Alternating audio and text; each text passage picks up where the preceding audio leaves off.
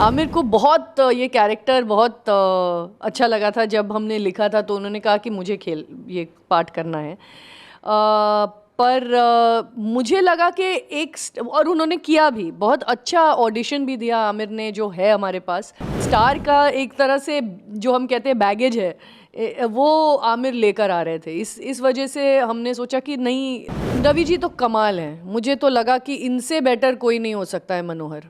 ये लापता लेडीज का आइडिया कहाँ से आया? दरअसल ये स्क्रिप्ट आमिर को पढ़ने को मिली थी जब वो एक जज थे स्क्रीन राइटिंग के कंपटीशन में, जो सिनेस्तान ने 2018 में ऑर्गेनाइज़ किया था। और पढ़ते ही उनको ये कहानी बहुत अच्छी लगी और आगे जाके उस कंपटीशन में इस कहानी को प्राइज़ भी मिला था।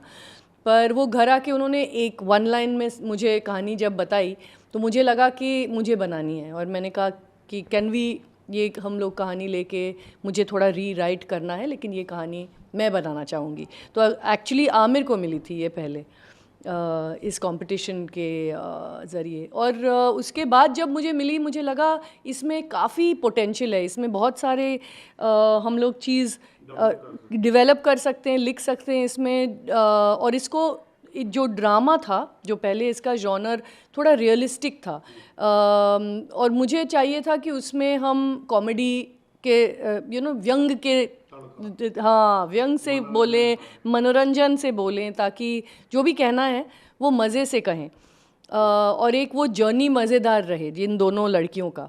तो बिप्लब जी जिन्होंने कहानी लिखी थी, उन्होंने हमें कहानी दी डेवलप करने के लिए। और फिर हम, स्नेहा देसाई एक राइटर हैं जो थिएटर और टेलीविज़न में काफ़ी उन्होंने काम किया है, उन्होंने ये स्क्रीन प्ले और डायलॉग सारे उन्होंने लिखी हैं।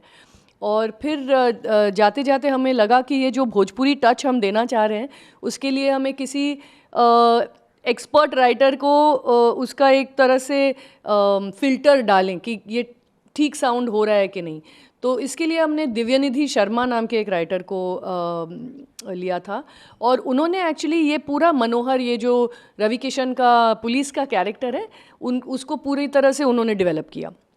तो दिव्यनिधि शर्मा ने काफ़ी एडिशनल डायलॉग्स और ये एक कैरेक्टर भी डेवलप किया।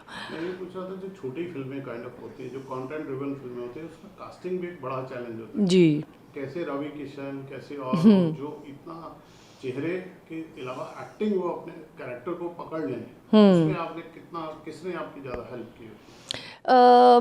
एक्चुअली एक तरह से आमिर ने काफ़ी हेल्प किया, क्योंकि उन्होंने सपोर्ट इस ख़याल को किया कि हम फ्रेश एक्टर्स के साथ ये बनाएं, ताकि लोगों को कोई एक्सपेक्टेशन ना रहे कि क्या होने वाला है, उनको भी सरप्राइजेस लगें, उनको भी एक तरह से कुछ चीज़ें डिस्कवरी के तौर से मिलें, ताकि एक अलग अलग जर्नी बन जाए।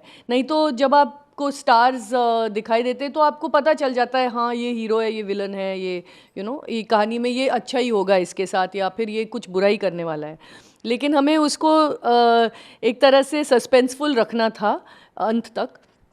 और इस डिसीजन में आमिर ने काफ़ी मेरा सपोर्ट किया। उनको भी लगा कि हाँ, फ्रेश फेसेस से ये कहानी बहुत रियल लगेगी, बहुत लोगों को दिल को छुएगी कि ये लोग एक्चुअली हैं, निर्मल प्रदेश एक जगह है और ये लोग एक्चुअली हैं। तो और हमारे कास्टिंग डायरेक्टर रोमिल जो एमपी से हैं, उनकी कास्टिंग का तरीका बहुत अलग है। वो बहुत थिएटर ग्रुप्स में कास्टिंग करते हैं, रियल लोगों में कास्टिंग करते हैं। तो एक तरह से उनके और हमारे ख्याल काफ़ी मैच हुए और कास्टिंग बहुत वक्त तक चला। कास्टिंग का प्रोसेस हमने एक्चुअली लॉकडाउन के थोड़ा बाद एक्चुअली कास्टिंग शुरू की, सेकेंड वेव के बाद। तो काफ़ी वक्त तक चला और इसीलिए हर एक कैरेक्टर, क्योंकि हमें चाहिए था कि हर एक कैरेक्टर, हर एक किरदार का जो चेहरा है वो एकदम से आपको एक तरह से आपको याद रहे, यादगार रहे, हर एक का चेहरा, हर एक का हर किरदार का कैरेक्टर। तो इसमें रोमिल का बहुत हाथ है।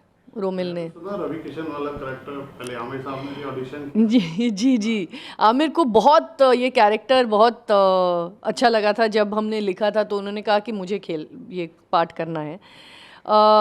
पर मुझे लगा कि और उन्होंने किया भी, बहुत अच्छा ऑडिशन भी दिया आमिर ने जो है हमारे पास, और हमें एक्चुअली काफ़ी सोचना पड़ा क्योंकि वो सोचने पर मजबूर किया आमिर ने, क्योंकि ऑडिशन बहुत अच्छा था।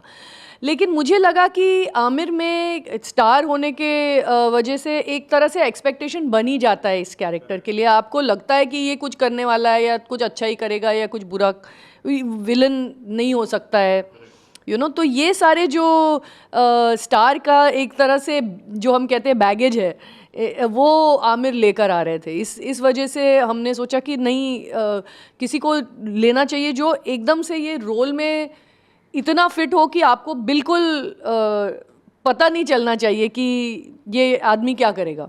और ऑडिशन देखा आपने तब? रवि जी तो कमाल हैं, मुझे तो लगा कि इनसे बेटर कोई नहीं हो सकता है मनोहर। मुझे एक्चुअली अच्छी न्यूज़ है ये। जी जी उन्होंने आमिर साहब के ऑडिशन अपने ऑडिशन में से उनका बेटर लगा। नहीं, उनमें एक तरह से एक रियलिज्म है इस रोल में, वो इस तरह से फिट बैठते हैं कि मुझे लगता है और कोई नहीं कर सकता है। आमिर ने तो बहुत अच्छी एक्टिंग की उसमें, लेकिन जो एक तरह से क्या कहते हैं, जब रोल बनी हुई होती है किसी के लिए, उनको फिर एक्टिंग की ज़्यादा ज़रूरत नहीं पड़ती उस तरह से।